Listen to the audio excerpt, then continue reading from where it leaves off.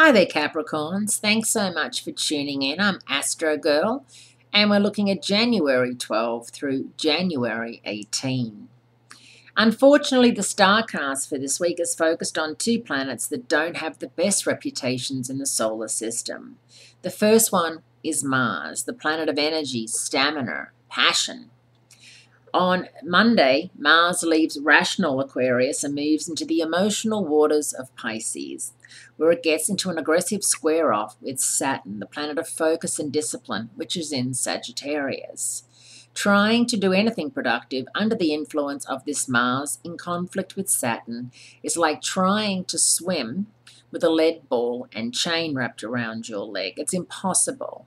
So it's just a matter of spending the week doing the things you know how to do and agreeing with everybody and not getting in anybody's way and getting out of your own way and making sure as much progress as possible is made. And the reason being is that next week Mercury goes out of phase and there's a supercharged new moon both in Aquarius. So Mercury's going out of phase in your second house of self-worth and money, and there's a supercharged new moon in the same sign. So it's a real double whammy in that money is coming into you, but with Mercury retrograde, it's hard to predict that it's actually going to get to you in a timely fashion, because you know with Mercury, anything that can go wrong will go wrong is in full effect. So if you are expecting money, a wire transfer, a check, an inheritance, see if you can get it by the end of the week. Really try and speed things up, because if you don't, you may be waiting until February when Mercury moves direct. Now, Capricorns, the sun remains in your sign. So the birthday party continues, not for much longer, of course. This is the last week of your birthday celebrations.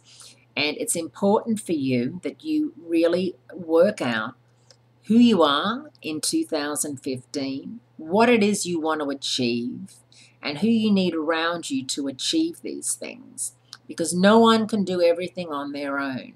It's impossible. You need help, guidance, support.